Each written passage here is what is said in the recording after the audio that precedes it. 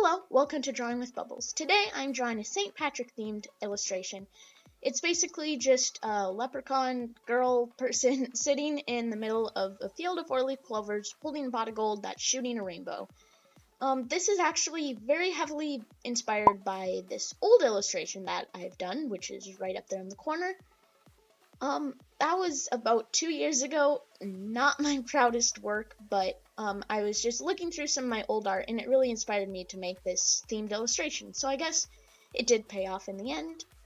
Right now, I'm on the second sketch, and I kind of wanted to retain the same design that I had in the old picture, kind of a little bit, but a lot of it was changed. Like, the main thing I wanted to keep was, like, red hair, green clothes, pot of gold, rainbow coming out of the pot of gold.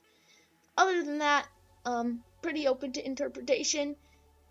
So, yeah, right now I'm just working on getting the pose right, and I am now starting on the line art.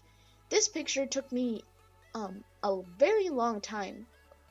It's actually sped up 50 times of its actual speed, because the full illustration took me about like 6.5 hours, which is way more than I've ever spent on one picture. But like, it's just crazy. But I'm very, very happy with how this turned out, and I think the time I spent on it was worth it.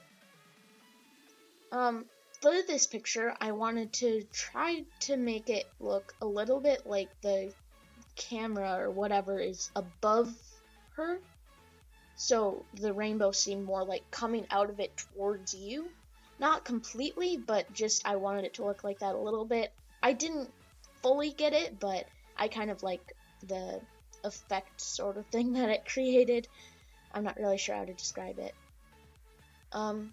Yeah, this line art took me a very long time. Like, I spent, I don't even know, like 2 hours on the line art. But I was working a lot with line thickness, and I like how it looks. Like I mentioned in my last video, like I like. Well, I'm gonna say it again. I like how it just gives like a traditional sort of feel. And you might have noticed right there, I just moved her upper body up, like her torso. I moved it up just so, because like it looked like she was kind of squished and that not all her organs could fit there, so I moved her up, then just filled in that area, which didn't take long. Now I'm working on her pot of gold, which this is a technique I actually used quite a few times in this illustration. So I just made one little oval thing, then I copied it around, and now I'm on a different layer in a different color so I can see where it is, and then I copied more of it all around, and now since it's a different color, then I can see where it overlaps, and I can just erase where it overlaps.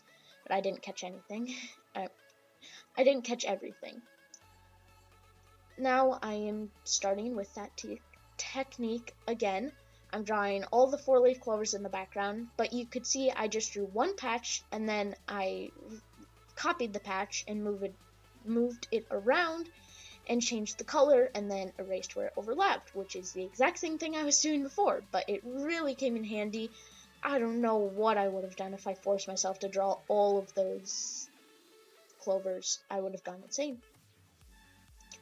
But since it was using this technique, it only took me like 45 minutes, which is still more than I would have liked to spend on it, but I mean, what can you do? Now I'm just erasing where it overlaps with the girl, because she doesn't have clovers on her, they're underneath her. Now I'm just adding some extra clovers like around her, so it looks like she's actually sitting in a field of clovers, not around a field of clovers. And I actually really like how that integrated her into the background. Now I'm using the same technique again. I'm adding little designs on all the coins. So just the same thing. Drew one little shamrock design, now I'm copying it all around the pot of gold, and then just erasing where it overlaps with other coins. One thing I wanted to mention, but I didn't get to because I was talking about something else. On the hair, I wanted to make it look messy, like it was being all blown around, but at the same time, I didn't want it to look sloppy. So I actually put a lot of time into the hair, but I still wanted it to not look like pristine, which, you know, far from it. Anyways, now I'm starting on the coloring. I shaded her skin with a bright pink tone just to enhance like the, I don't know, playful mood that goes with this picture. Now I'm starting on her freckles. Right now I'm just doing one tone of freckles and I'm doing them by hand, but then later I go in with a brush, like a dot brush that I made. I don't know, it just does a line of dots, and I go over it, and I do a few different tones of freckles actually, just to make it look like more like a real person, because a real person, if you look at their face, they have, it's not one tone of freckles. That just kind of looks weird. Yeah, now I'm working on the hair. Something I did different from last week to this week with the hair. Last week I also did red hair because Wendy has like a reddish brown, but one thing I really didn't like about that hair is how pink it looked when I shaded it.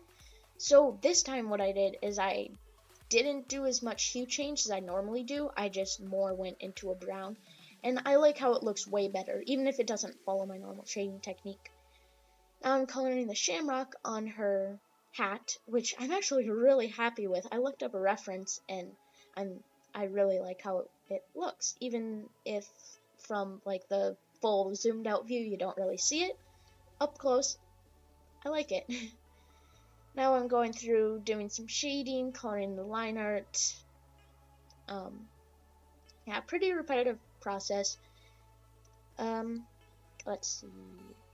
Now I'm working on all the little weight sections of her clothing. For her sleeves, like where it's rolled up, I included, like, not included, it has all the different, like, designs and shamrocks things on it. So what I did for the shading on that, instead of, like, going around it so it didn't look weird, is I just, created a new layer, with a mask so I didn't go out of the lines, and I set it on multiply, and then I just used a purple color so that when it shaded and is on multiply, it would go with both the colors instead of going with one color and looking really weird on the other. And I'm about finished up with the main coloring. I'm just coloring in her eyes, which I added a little bit of rainbow, and it's really exaggerated. Like, I know that's not how it works, but it's a picture, so I can do what I want. Now I'm drawing the rainbow itself. I didn't know for sure how I wanted to go about it. You could see right there I went in with an airbrush and was trying to blend it, but I really didn't like how sloppy that looked. So I actually just applied a few blurs and then reduced the opacity and put a little bit of a glow behind it, and I'm actually very happy with how that looks. It looks a lot more professional than the rainbow in my old illustration. Anyways, here is the finished drawing. Remember to rate, comment your suggestions down below, and subscribe. Bye!